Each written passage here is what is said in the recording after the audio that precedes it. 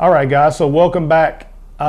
Today's topic is one that is dear to me. It's something that you all know I'm very familiar with, and that is long range shooting. Pretty much the title of this video, I guess, is how to get started in long range. Everybody has an opinion. Everybody ends up doing things their own way. And that is why during this video, I will explain some things, and some things I want you guys to start figuring out. I've noticed one of the things that people like to do is they love to see a video full of information and graphs and charts and all these definitions and things. And people say, man, great video. It is a great video. But I feel what's happening is people watch other people put hard work in, and then they just go out and buy the product and try to remember everything off the top of their head. What did this guy do? We all seem to want the shortcut, the easy answer. What I want to do is just give you guys some information, but I want you guys to start doing the footwork. I feel that's what's missing from a lot of people's videos. So I want to be the first to tell you, get off your duff. If you're interested in hunting, long range shooting, anything that you're interested in, do your research. Don't just say, well, I do. I see a lot of videos, man, a lot of videos, and I can tell people don't. And that's all I'm going to say on that. All right, guys. So one of the first things that, in my opinion, when you want to get started in long range, now, let me rephrase that. It's not a first, second, third, what's last. The last thing I say could be the most important thing. I'm just going to show you guys what I think are things that are important to help you get started in long range shooting. One of the things that are very important for you to have in your arsenal to achieve ultimate accuracy, whether it's short distance and or long distance, is you need some type of chronograph. These two are my favorites. This is the competition Chrony, Pro Chrony. I love this thing. It's very accurate. It's pretty simple, and it has a lot of features. I'm not going to get into what all that it does. That's a whole nother video, and plus there's other videos on that chronograph, but it's essential. My newest toy is the LabRadar. Really like this thing. I'm going to explain to you guys the difference in the two and why the two are necessary. Number one, when you're doing short work, what I would call, there's a lot of us, and we all have to admit it, there's a lot of us that do a lot of tuning and testing in our garages. We have safe backstops. You need a Chrony to know what kind of tune to put on your gun, to know what's most accurate and what kind of speed you're shooting. The worst thing to have somebody ask you, or the worst answer to give when they do ask you, hey, how fast are you shooting JSP pellets? And you say, I don't know, I don't have a Chrony. But you're out hunting, you're out shooting 300 yards or 200 yards. How do you possibly, you just keep going and watch it hit dirt, and you don't know what you're, I mean, it makes no sense. So number one, you need a Chrony to help tune the gun. You need a Chrony to know what the gun is capable of doing. So if you want to go hunt, then you know how many foot-pounds your gun is making, so forth and so on. And it also, again, helps with the tuning, which is the accuracy of the gun, to make it the most consistent it needs to be. That comes accuracy. You cannot have accuracy without consistency. So now moving on to the LabRadar. The LabRadar is really essential when you want to shoot long range. And here is a pro and a con between the two. What I like about the LabRadar is it's not a close quarter device, like it's not something you shoot in your garage. This is what you use in the garage to tune your gun and get a generic number. This is what you use in the field, and what makes this so significant and special, the LabRadar actually comes with Doppler radar, which basically, in a nutshell, this thing tracks the flight of the bullet downrange to 100 yards, and you can set it in different increments, 10-yard increments, 20-yard increments, 25-yard increments, 50-yard increments.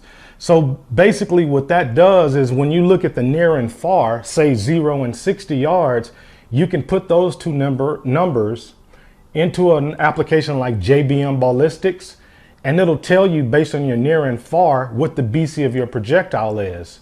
So the chronograph, you used to have to set two chronographs up. You'd have to buy two of these, set one at 0 and one at, say, 50 yards, or one at muzzle, one at 50 yards. And the problem a lot of people were having is they would shoot their chrony down range because the gun was just a little off, or because they jerked the trigger and they were too scared about shooting the radar, and they shot it anyway, the chronograph. So what's nice about this is you put this right by the muzzle and it tells you the velocity of the projectile as it travels down range. Again, from muzzle all the way down to 100 yards. And what I find about having both of these is the numbers are just a few feet per second off, which tells me both of them are accurate. If I ever don't trust this thing, I can always take this one out, shoot it, and see what numbers I'm getting, and they should be within 4, 5, 6 feet per second difference of this chronograph. And the same thing with this chronograph in the garage. When I get out in the field, this number should be pretty close. So that's a good benefit of having both of these chronies. I find both of them very essential. They both serve a purpose. They're both ultra reliable, and they both are much needed when you want maximum accuracy. Okay guys, next up is shooting rest. I'm not going to get too involved in this conversation. Again, what I find is everyone has their own preference. These are just my suggestions for different tools that'll help you become more accurate when shooting long range. What you apply long range can also be applied to short range. You need a good set of front and rear. This is actually the front. Shooting rest. Here's an adjustable one. I have not opened this box yet. This is the Caldwell Precision Turret.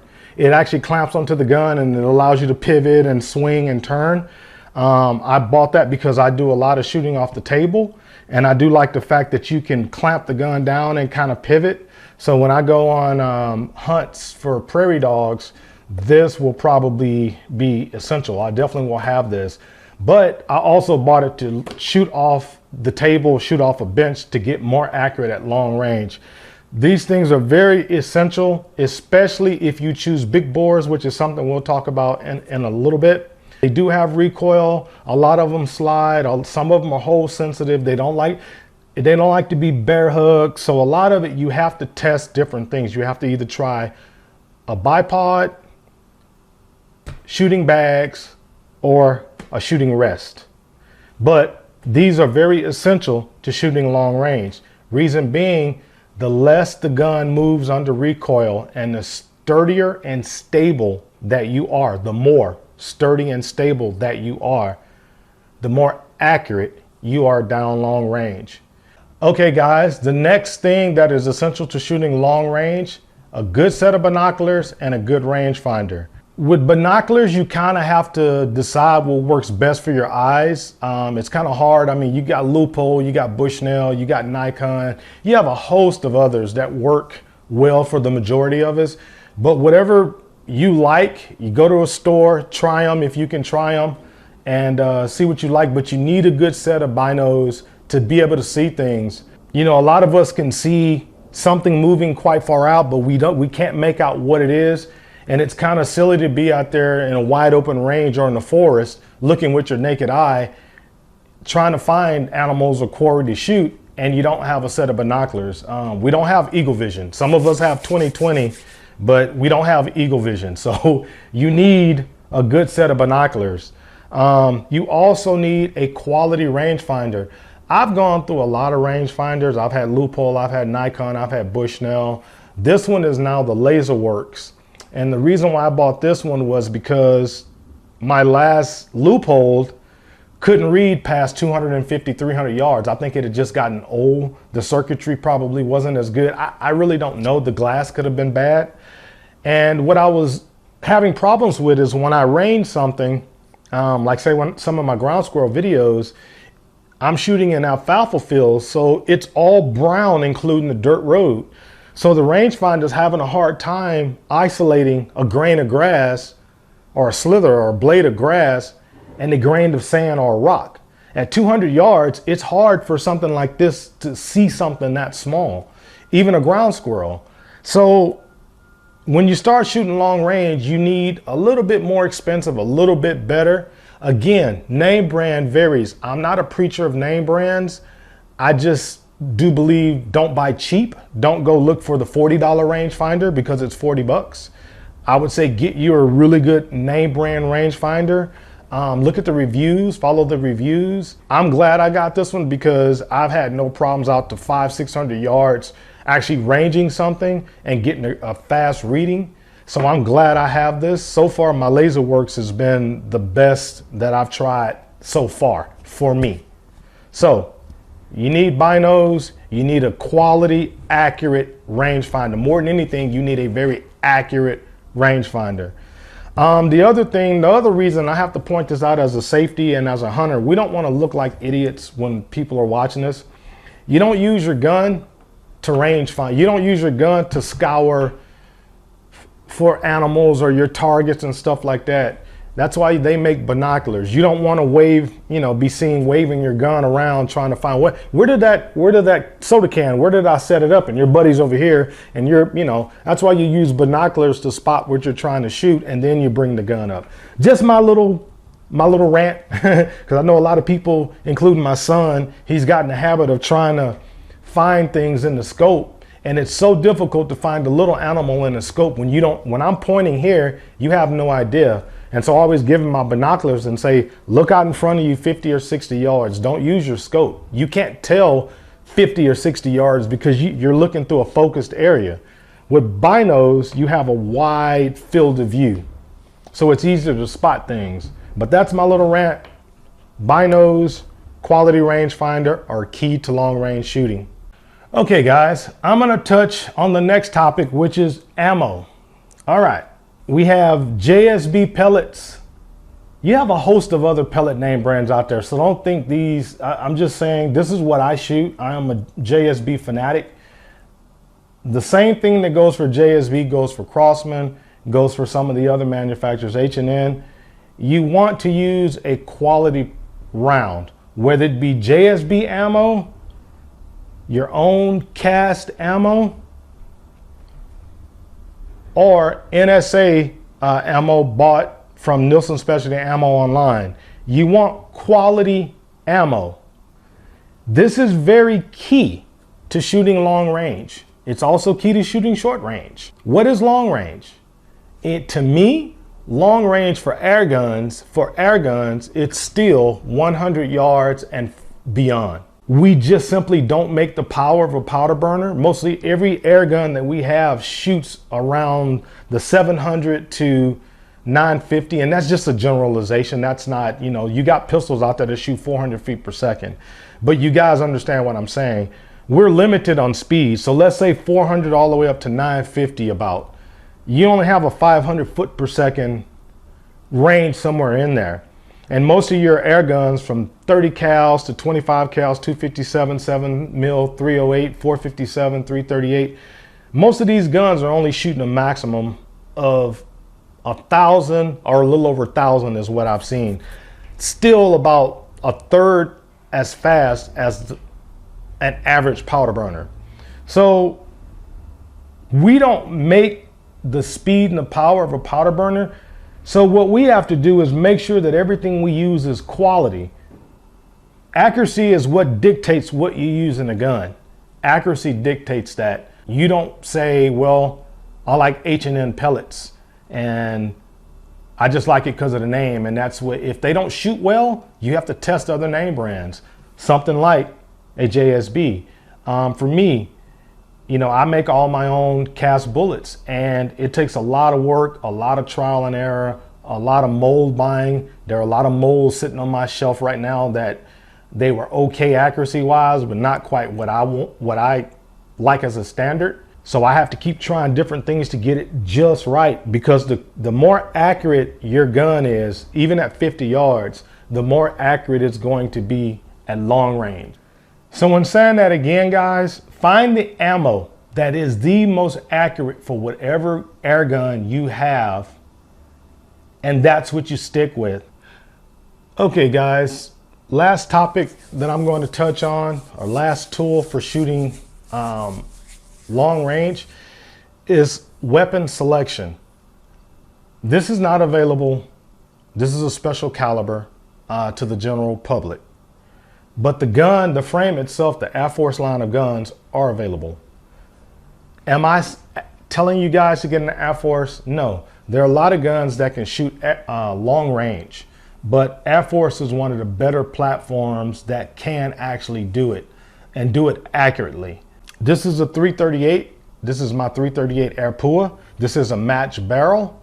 This gun is making right at 370 foot-pounds. It's got a 20 MOA scope rail by Doug Russell at Mad Dog Stocks. It's got an Athlon scope. It's got UTG rings, and everything else is custom. But the point is not what this gun is or what's in this gun. The point is, to shoot long range, you need a culmination of a lot of things that I've previously showed. The LabRadar, chronograph, rest, good quality ammo, binoculars, rangefinder, all those things are very necessary. But the key, one of the keys to long range accuracy is the rifle itself, the weapon. How accurate is that weapon? How repeatable is that weapon and ammo choice? So this kind of leads me into the next topic about gun and ammo. And this is not something magical. We can talk about BC. BC is how slippery a bullet is or projectile is in the air. What that means is it has, the higher the BC number, the least resistant on that bullet that the wind plays on that bullet, the least resistance. So it's how slippery and how easy the bullet flies through the air. The least resistance, the higher the BC. The least resistance, the longer that bullet retains velocity. And again, guys, we're working with only 950 feet per second or thereabouts. So it's not like we're going 3, 4, 5 times the speed of sound. We're only dealing with 900 to 1,000 feet per second. So that's why everything needs to be in tune. So in saying that, the one thing I never really hear people talk about when they talk about long range shooting, they try to sell a scope or they try to sell a gun or they try to sell certain ammo. And that's fine to sell a product that works. But part of what they're missing is practice. You guys have to practice. Practice is most of your success. I think what happens is people go out and they get the idea that I need a $4,000 scope on a $3,000 air rifle with, super expensive custom ammo and all this high dollar stuff, and that's going to get them through. And it doesn't. Don't be fooled by what you see on YouTube into thinking that the average person with no practice or no history in long range shooting can pick up a weapon and start shooting long range. Doesn't matter if it's an air gun or a powder burner. Does not matter. You have to practice. One thing I can tell you for a fact, this gun with these super pointy high BC bullets, you can't see it, but it doesn't matter. The point is this, even at 200 yards, that bullet's being pushed around in 10-mile-an-hour winds. When you start getting to 300, 400, 500 yards and you watch videos and people are making one shot, it's probably taking them a few shots. It gets harder and harder the further out that you go. This is why practice is very necessary. Part of the practice is learning how to either turn turrets or using something like a ballistics app in your phone, like Strelok. I use Strelok. And Strelok, with all the practice and tuning and everything that I've done with my LabRadar and with my chronograph, I've run through Strelok. So I use a ballistic app on my phone, and that app, I don't click, I use MilDots. And every location that I shoot at, I do a current weather condition with altitude, humidity, pressure. It will tell me where to hold over at every range and then how far to hold over left and right for windage. And these are tools that are all very necessary to make accurate hits. So what I'm saying is you guys will not just be able to go buy, even if you have $5,000 laying around, you're not going to go buy the latest and greatest everything, load it into the gun, dial up, and just make a shot at 300 yards without some type of understanding of what the wind is doing. Because that's another thing, a wind meter. You need a wind meter to know how much wind, and it only tells you what the wind is at you. It doesn't tell you what the wind is downrange. So take it from me, somebody who shoots long range often. Bullets, cast bullets, slugs, pellets move a lot. Once you get past that 150, 200 yard mark, they move a lot, even the high BC bullets. So with crosswinds that are doing this and then they speed up and slow down, it's very hard to keep any type of consistency. So the point goes back to practice, practice, practice. You guys can Google at this gun, oogle, and want to kiss it and think it's the best looking gun in the world, but it won't do you any good if you don't get outside and actually practice. Practice is more important than anything else. It overshadows the type of rifle that you have. It overshadows the scope that you have. It overshadows the ammo that you have. It overshadows how expensive your binoculars and your rangefinder are. It overshadows a lot of that. So we have to practice, and the other thing is to study. We have to study ballistics. We have to study. That's why I don't want to go into detail about what is what. It's time that a lot of you guys actually take the information and go on the internet and Google, study your craft, study what it is that you want to do, and actually get out and practice. When you study and when you practice, you become a much more successful long-range shooter, hunter, anything that you're trying to do, even in martial arts. If it was martial arts or boxing, the more you practice and study, like you're not born to just know how to throw the perfect right cross. You can watch Muhammad Ali do it 1,000,000 times, but it doesn't mean that you're going to be good after watching him throw a right cross 1,000,000 times. You have to physically get there and throw it yourself and have someone coach you and tell you that was right, that was not right.